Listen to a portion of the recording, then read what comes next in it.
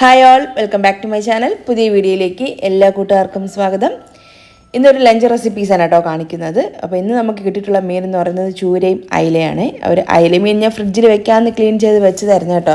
പിന്നെ അതിൻ്റെ ഒരു ഫ്രഷ് കണ്ടപ്പോഴേ വെക്കാനായിട്ട് തോന്നിയിട്ടുണ്ടായിരുന്നില്ല. നല്ലൊരു മുളകിട്ടൊരു മീൻ കറി വെക്കാനാണ് തോന്നിയത്. അപ്പോൾ എന്തായാലും ഞാൻ ഫിഷൊക്കെ ഒന്ന് ഇവിടെ ക്ലീൻ ചെയ്തൊന്ന് റെഡിയാക്കി വെച്ചിട്ടുണ്ട്. ആ ഒരു ചൂര മീൻ ഫുള്ളായിട്ട് ഞാൻ ഒന്ന് ഫ്രൈ ആക്കാൻ വേണ്ടിയിട്ട് ഒന്ന് മാരിനേഷൻ ചെയ്ത് വെക്കുന്നുണ്ട്. അതിന് വേണ്ടിയിട്ട് 1 ടീസ്പൂണോളം മഞ്ഞൾപ്പൊടിയും 2 ടീസ്പൂൺ പെരിഞ്ജീരകത്തിൻ്റെ പൊടി, 2 ടേബിൾ സ്പൂൺ മുളക് പൊടി കേട്ടോ. കാശ്മീരി പ്ലസ് നോർമൽ ചില്ലി പൗഡറാണ്. അപ്പോൾ ആ 2 മുളകും കൂടെ ഒരുമിച്ച് ഞാൻ കഴുകി ഉണക്കി പൊടിച്ച് വെച്ചിട്ടുള്ള മസാലയാണ്. അപ്പം മുളക് പൊടിയും ആവശ്യത്തിന് ഉപ്പും കൂടെ ചേർത്തെടുക്കാം. 1-2 ടീസ്പൂൺ വിനാഗിരിയാണ് ഞാൻ ചേർത്തെടുക്കുന്നത്. വിനാഗിരിക്ക് പകരമായിട്ട് നാരങ്ങ നീര് വേണമെങ്കിലും ചേർത്ത് കൊടുക്കാം. അപ്പം ഞാൻ വിനാഗിരിയും ചേർക്കും. പിന്നെ അതുപോലെ തന്നെ ഒരു 1/4 കപ്പോളം വെള്ളവും കൂടി ഒഴിച്ചിട്ട് നല്ലോണം ഇതൊന്ന് പേസ്റ്റ് ആക്കി എടുക്കും. എന്നിട്ടാണ് മീൻ നമ്മൾ ഇതിലേക്ക് ചേർത്ത് നല്ലോണം ഒന്ന് മാരിനേഷൻ ചെയ്തിട്ടൊന്ന് വെക്കുന്നത്. അപ്പം ഞാൻ 2 ദിവസത്തേക്കാണ് കേട്ടോ മീനൊന്ന് മാരിനേഷൻ ചെയ്ത് വെക്കുന്നത്. ഇന്ന് കുറച്ച് ഫ്രൈ ആക്കും, ബാക്കി ഞാൻ അടുത്ത് ഫ്രീസറിൽ വെക്കാനാണ് ചെയ്യുന്നത്. അപ്പോൾ ആ മസാലയൊക്കെ കൂടെ നന്നായിട്ട് കുഴച്ചെടുത്തിട്ട് വെള്ളം ഒഴിച്ചിട്ടുണ്ടായിരുന്നു കേട്ടോ. അതുകൊണ്ടാണ് ഇങ്ങനെ കിട്ടിയത്. വെള്ളം ഒഴിച്ചൊന്ന് കുഴച്ചെടുത്തിട്ടുണ്ട്. ഇനി ഇതിലേക്ക് നമുക്കിതാ ക്ലീൻ ചെയ്ത് വെച്ചിട്ടുള്ള ഒരു ചൂര മീൻ കഷ്ണങ്ങൾ ഇതിലേക്ക് ചേർത്ത് കൊടുക്കാം. നിങ്ങൾക്ക് വേണമെങ്കിൽ ഇതിൻ്റെ അകത്തേക്ക് കുരുമുളക് പൊടി ചേർത്തെടുക്കാം, ഇഞ്ചി വെളുത്തുള്ളി പേസ്റ്റ് വേണമെങ്കിൽ ചേർത്തെടുക്കാം. അല്ലെങ്കിൽ ഇതുപോലെ ഒന്ന് മാരിനേഷൻ ചെയ്ത് വെച്ചിട്ട് നമ്മൾ ഫ്രൈ ആക്കുന്ന സമയത്ത് കുറച്ച് 1-2 അല്ലി വെളുത്തുള്ളി ഒന്ന് ചതച്ചിട്ട് അതിലേക്ക് നമ്മൾ ചേർത്ത് കൊടുത്താലും മതി. രണ്ടായാലും ഓക്കെ ആണേ. അപ്പോൾ ഞാൻ ആ മീനൊക്കെ ഒന്ന് മാരിനേഷൻ ചെയ്തിട്ടൊന്ന് മാറ്റി വയ്ക്കുന്നുണ്ട്. മസാലയൊക്കെ ഒന്ന് പിടിച്ച് വരട്ടെ. മീൻ ഇതാ മസാലയൊക്കെ ഒന്ന് പുരട്ടി ഒന്ന് മാറ്റി വെച്ചിട്ടുണ്ട്. ഇനി ചോറ് വയ്ക്കാൻ വേണ്ടിയിട്ടാണ് കേട്ടോ കുക്കറിലേക്ക് വെള്ളം വെച്ച് കൊടുക്കുന്നത്. അപ്പോൾ ഞാൻ ഇവിടെ മട്ടരിയാണ് കേട്ടോ യൂസ് ചെയ്യുന്നത്. അപ്പോൾ നന്നായിട്ട് 4-5 തവണ ഒന്ന് കഴുകിയെടുക്കുന്നുണ്ട്. നന്നായിട്ട് വെള്ളം തിളച്ച് വരുന്ന സമയത്ത് കഴുകി വെച്ചിട്ടുള്ള അരി ഇതിലേക്ക് ചേർത്ത് കൊടുക്കുക. എന്നിട്ടൊരു 3-4 വിസിൽ കൊടുക്കണം കേട്ടോ. ഇപ്പം ഞാൻ മുന്നേയൊക്കെ വാങ്ങിക്കുന്ന അരിയാണെന്നുണ്ടെങ്കിൽ ഒരു 1 വിസിൽ കൊടുത്താൽ മതിയേ.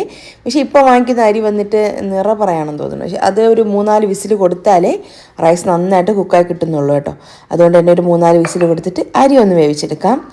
ഒരു ചോറൊന്ന് റെഡി ആവട്ടെ. ആ ഒരു ടൈം കൊണ്ട് നമുക്ക് മീൻ കറിക്ക് വേണ്ടിയിട്ടാണ് ചെറിയ ഉള്ളി വെളുത്തുള്ളി ഇഞ്ചിയൊക്കെ ഒന്ന് ക്ലീൻ ചെയ്തെടുത്തിട്ടുണ്ട്. അപ്പോൾ ഞാൻ ഈ ഒരു മീൻ കറിക്ക് വേണ്ടിയിട്ട് ഒരു 10-20ഓളം ചെറിയുള്ളി എടുക്കുന്നുണ്ട്. അതുപോലെ തന്നെ 5-6 അല്ലി വെളുത്തുള്ളിയും അത്യാവശ്യം വലിപ്പം ഒരു പീസ് ഇഞ്ചിയും കൂടെ എടുത്തിട്ടൊന്ന് മിക്സിയുടെ ജാറിലേക്ക് മാറ്റിയിട്ടൊന്ന് ക്രഷ് ചെയ്ത് മാറ്റി വയ്ക്കാം. ഇനി ഒരു മൺചട്ടി, ഞാൻ മീൻ കറിക്ക് വയ്ക്കുന്നൊരു ചട്ടിയാണ്. അത് വെച്ചിട്ട് നന്നായിട്ടൊന്ന് ചൂടായി വരുന്ന സമയത്ത് അതിലേക്ക് ഒരു 3 ടേബിൾ സ്പൂൺ വെളിച്ചെണ്ണ ചേർത്തെടുക്കുന്നുണ്ട്. ഈ ഒരു മുളകിട്ട മീൻ കറിക്ക് കുറച്ച് എണ്ണ കൂടുതൽ ചേർക്കുന്നതാണ് നല്ലത് കേട്ടോ. അപ്പോൾ അത് കാണാനുള്ളൊരു ഭംഗിക്കും ഒരു കഴിക്കാനുള്ള ടേസ്റ്റിനൊക്കെ വേണ്ടിയിട്ടാണ് അത്രയും ചേർത്ത് കൊടുക്കുന്നത്. അതുപോലെ തന്നെ ഈ ഒരു മൺചട്ടിയൊക്കെ ചൂടാക്കി എടുക്കുന്ന സമയത്ത് വളരെ ലോ ഫ്ലെയിമിൽ വെച്ചിട്ട് വേണം ചൂടാക്കി എടുക്കാൻ വേണ്ടിയിട്ട്. പിന്നെ ഇതിലേക്ക് ഒരു 1/2 ടീസ്പൂണോളം ഉലുവ ചേർത്ത് കൊടുക്കുന്നുണ്ട്. ഉലുവ ഒന്ന് മൂത്ത് തുടങ്ങുന്ന സമയത്ത് വീണ്ടും ഇതിലേക്ക് ഞാൻ ഒരു 1/4 ടീസ്പൂണോളം ഒരു മുഴുവൻ പെരിഞ്ജീരകം ചേർത്തെടുക്കുന്നുണ്ട്. ഇഷ്ടമില്ലാത്തവരാണെന്നുണ്ടെങ്കിൽ ചേർക്കേണ്ട, സ്കിപ്പ് ചെയ്യാൻ കേട്ടോ ആ ഒരു ഭാഗം. എനിക്ക് എൻ്റെ ഒരു ഫ്ലേവർ ഇഷ്ടമായതുകൊണ്ട് ഞാൻ കുറച്ച് ചേർത്ത് കൊടുത്തതാണ്. പിന്നെ നമ്മളത് ചതച്ച് വെച്ചിട്ടുള്ള ഇഞ്ചി വെളുത്തുള്ളി ചെറിയുള്ളി ഇത്രയും ചതച്ച് വെച്ചിട്ടുള്ള ഒരു കൂട്ടും കൂടെ ചേർത്ത് കൊടുക്കാം. പിന്നെ ഇതിലേക്ക് നമുക്ക് 1-2 തണ്ട് കറിവേപ്പിലയും കൂടെ ചേർത്ത് കൊടുത്തിട്ട് നല്ല രീതിയിൽ തന്നെ ഒന്ന് വഴറ്റിയെടുക്കണേ. അതായത് ഈ ഒരു ഉള്ളിയും ഒരു ഇഞ്ചി വെളുത്തുള്ളി കൊണ്ടല്ലോ നന്നായിട്ടൊന്ന് മൊരിഞ്ഞ് വരണം. അതുവരെ നമുക്കൊന്ന് ഇളക്കി കൊടുക്കാം. അപ്പോൾ അതൊന്ന് പാകമായി വന്നിട്ടുണ്ട്. ഇനി നമുക്കിതിലേക്ക് ഒരു 2 തക്കാളി ഒന്ന് അരച്ചത് ചേർത്ത് കൊടുക്കാം. അരച്ചില്ല എന്നുണ്ടെങ്കിൽ ഒന്ന് കട്ട് ചെയ്ത് ചേർത്ത് കൊടുത്താലും മതി കേട്ടോ. അപ്പോൾ എന്തായാലും തക്കാളി നന്നായിട്ടൊന്ന് കുക്കാക്കി എടുക്കണം. ആ ഒരു കാര്യം ശ്രദ്ധിക്കണേ. പിന്നെ തക്കാളി നന്നായിട്ടൊന്ന് വഴറ്റി അതിൻ്റെ ഒരു വെള്ളമൊക്കെ ഒന്ന് വറ്റി എണ്ണയൊക്കെ ഒന്ന് തെളിഞ്ഞ് വരണം. അതുവരെ നമുക്കിതുപോലെ ഒന്ന് ഇളക്കി കൊടുക്കാം. ഇനി ഇതിലേക്ക് നമുക്ക് ഒരു 1/2 ടീസ്പൂണിൻ്റെ അകത്ത് മാത്രം മഞ്ഞൾപ്പൊടിയും ഒരു 3 ടേബിൾ സ്പൂൺ മുളക് പൊടി ഞാൻ ചേർത്ത് കൊടുക്കുന്നുണ്ട്.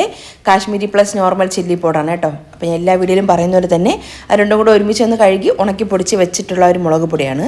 അപ്പോൾ അത്യാവശ്യം കളറും കിട്ടും, കറിക്ക് അത്യാവശ്യം എരിവും കിട്ടും, ടേസ്റ്റും നല്ലതായിരിക്കും കേട്ടോ അങ്ങനെ ചെയ്യുന്ന സമയത്ത്. അപ്പം ആ ഒരു മുളക് പൊടിയും കൂടെ ചേർത്ത് കൊടുത്തിട്ട് നല്ല രീതിയിൽ തന്നെ ഒന്ന് വഴറ്റിയെടുക്കാം. ആ ഒരു പൊടികളുടെ ഒരു പച്ച ചുവയൊക്കെ ഒന്ന് മാറി വരട്ടെ. നല്ലൊരു ഫ്ലേവർ ഒന്ന് വന്നു തുടങ്ങുന്ന സമയത്ത് നമുക്കിതിലേക്ക് കുടംപുളി ചേർത്തെടുക്കാം. കുടംപുളി ഞാൻ നന്നായിട്ടൊന്ന് കഴുകിയതിന് ശേഷം അതിലേക്ക് വെള്ളം ഒഴിച്ചൊന്ന് കുറച്ച് സമയം ഒന്ന് സോക്കാനായിട്ട് മാറ്റി വയ്ക്കും. എന്നിട്ട് ആ ഒരു പുളിയുടെ ആ ഒരു ഫ്ലേവർ ആ ഒരു വെള്ളത്തിലോട്ട് ഇറങ്ങുമല്ലോ, ആ ഒരു കളറൊന്ന് മാറി വരും വെള്ളത്തിൻ്റെ. അപ്പോൾ ആ ഒരു വെള്ളം നമ്മൾ കളഞ്ഞതിന് ശേഷം വീണ്ടും കുറച്ചും കൂടെ വെള്ളം എടുത്തിട്ടൊന്ന് മാറ്റി വയ്ക്കാം. എന്നിട്ട് അതിന് ശേഷം ഒഴിച്ചു കൊടുക്കുന്നതാണ് ഈ ഒരു കുടംപുളിയും വെള്ളമായിട്ട്. അതായത് ആ ഒരു കുടംപുളിയുടെ ആ ഒരു കുത്തൽ ഫ്ലേവർ ഉണ്ടല്ലോ, അത് ഒരുപാട് ഉണ്ടാകാതിരിക്കാൻ വേണ്ടിയിട്ടാണ് ഞാൻ അങ്ങനെ ചെയ്തത്. പുളിയൊക്കെ നല്ല കറക്റ്റായിട്ട് തന്നെ കിട്ടും, കുഴപ്പമില്ല.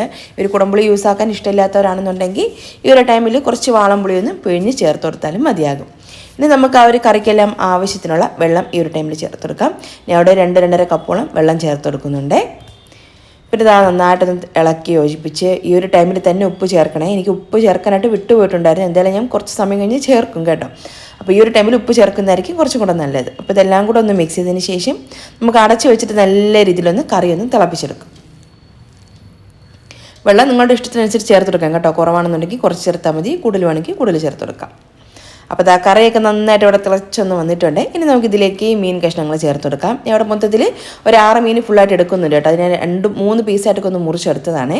അപ്പോൾ ആ ഒരു മീൻ കഷ്ണങ്ങളെല്ലാം ഇതിലേക്ക് ചേർത്ത് കൊടുക്കാം. നല്ല ഫ്രഷ് മീനാണ് കേട്ടോ. അതുകൊണ്ടാണ് എനിക്കിത് ഫ്രിഡ്ജിൽ വെക്കാനായിട്ട് തോന്നാത്തത് തന്നെ. എന്തായാലും മുളകിട്ടൊരു കറി വെച്ച് കഴിഞ്ഞാൽ നമുക്ക് ഇന്നും നാളേക്ക് എടുക്കാം, രാത്രി നമുക്ക് ഡിന്നറിന് വേണമെങ്കിൽ എടുക്കാം. പുട്ടിൻ്റെ കൂടെ ബെസ്റ്റ് കോമ്പിനേഷനാണ് കേട്ടോ ഈ ഒരു മീൻ കറി. പുട്ടിൻ്റെ കൂടെയും ചോറിൻ്റെ കൂടെ കപ്പ വേവിച്ചതിൻ്റെ കൂടെയൊക്കെ നല്ല സൂപ്പർ കോമ്പിനേഷനാണ് കേട്ടോ ഈ ഒരു മീൻ കറി. അപ്പോൾ കുടംപുളി ചേർക്കാൻ ഇഷ്ടമില്ലാത്തവരാണെന്നുണ്ടെങ്കിൽ ആ ഒരു ഭാഗം സ്കിപ്പ് ചെയ്തിട്ട് നമുക്ക് വളംപുളി ചേർത്താൽ മതി കേട്ടോ ഈ ഒരു മീൻ കറിയിൽ. അപ്പം മീനെല്ലാം ഞാൻ ചേർത്ത് കൊടുക്കുന്നുണ്ട്. എന്നിട്ട് ജസ്റ്റ് ഒന്ന് ഇളക്കിയതിന് ശേഷം നമുക്ക് അടച്ചു വെച്ചിട്ട് വേവിക്കും. ഞാൻ ഇപ്പോഴാണ് ഓർമ്മ വന്നത്, എനിക്ക് മറന്നു പോയതാണ് കേട്ടോ ഉപ്പിൻ്റെ കാര്യം. ഇപ്പോൾ ഓർമ്മ വന്ന സമയത്തിന് ഉപ്പിട്ട് കൊടുത്തു. കല്ലുപ്പാണ് കേട്ടോ യൂസ് ചെയ്യുന്നത്. എന്നിട്ട് നന്നായിട്ടൊന്ന് എല്ലാം കൂടെ ഒന്ന് ഇളക്കിയൊന്ന് യോജിപ്പിക്കാം. എന്നിട്ട് അടച്ചു വെച്ചിട്ട് നമുക്കിതൊന്ന് വേവിച്ചെടുക്കാം. ഒരു 10-12 മിനിറ്റ് കേട്ടോ. അതിലെ മീനൊക്കെ പെട്ടെന്ന് റെഡിയാവുന്നതാണ്. ഒന്ന് തിളച്ചാൽ മതി കേട്ടോ, അപ്പോഴത്തേക്കും മീൻ റെഡിയായി കിട്ടിക്കോളും.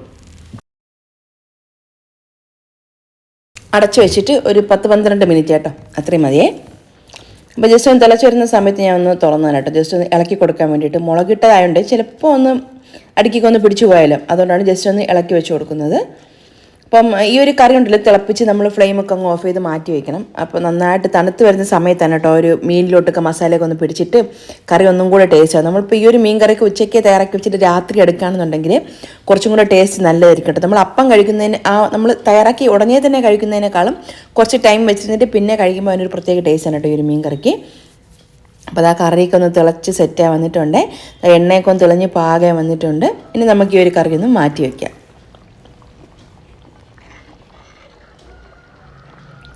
ഉപ്പും പുളിയൊക്കെ ഈ ഒരു ടൈമിൽ ചെക്ക് ചെയ്യണം കേട്ടോ. പുളി കുറവ് വരാൻ ചാൻസ് ഇല്ല, കാരണം നമ്മൾ കുടംപുളിയിൽ ഇട്ട് വെച്ചിട്ടുണ്ട്. കൂടുതലാണെന്നുണ്ടെങ്കിൽ അതിലിട്ടിട്ടുള്ള കുടംപുളിയിൽ നിന്ന് എടുത്ത് മാറ്റണേ. അത് നമ്മൾ പിന്നെ ഇട്ടിരിക്കാൻ പാടില്ല, കാരണം ആ ഒരു പുളി ടേസ്റ്റ് കൂടുതലാവുകയും ചെയ്യും. പിന്നെ അതിൻ്റെ ഒരു ടേസ്റ്റ് ഉണ്ടല്ലോ ഒരു കുടംപുളിക്കും ഇല്ലാത്തൊരു ടേസ്റ്റ്, അത് ഇറങ്ങാനുള്ള ചാൻസും ഉണ്ട്. അപ്പോൾ അതിനനുസരിച്ചിട്ട് നോക്കിയിട്ട് വേണമെങ്കിൽ മാറ്റാം. പിന്നെ ഞാൻ അതൊരു ബീട്രൂട്ടും മെഴുക്കുവരട്ടിയും തയ്യാറാക്കി എടുക്കുന്നുണ്ട്. അപ്പോൾ അതിന് വേണ്ടിയിട്ട് ഒരു പാനിലോട്ട് വെളിച്ചെണ്ണ ഒഴിച്ചെടുക്കാം. പിന്നെ ചെറിയൊരു സവാളയും 1-2 തണ്ട് കറിവേപ്പിലയും പിന്നെ ഒരു ഫുള്ളായിട്ട് എടുക്കുന്നുണ്ട് കേട്ടോ ഒരു ബീട്രൂട്ട്. നീളത്തിന് മുറിച്ചെടുത്താണ് കേട്ടോ. അതും കൂടെ ചേർത്ത് കൊടുത്തിട്ട് ആവശ്യത്തിന് ഉപ്പും കൂടെ ചേർത്ത് നന്നായിട്ടൊന്ന് വഴറ്റിയെടുക്കാം. ഇത് നമ്മൾ വെള്ളമൊന്നും ഒഴിക്കേണ്ട ആവശ്യമില്ല, ജസ്റ്റ് ഒന്ന് ഇളക്കിയതിന് ശേഷം അതിൻ്റെ അടപ്പുകൊണ്ട് അടച്ചിട്ട് മീഡിയം ടു ലോ ഫ്ലെയിമിൽ വെച്ചിട്ടൊന്ന് കുക്ക് ചെയ്തെടുത്താൽ മതിയാകും.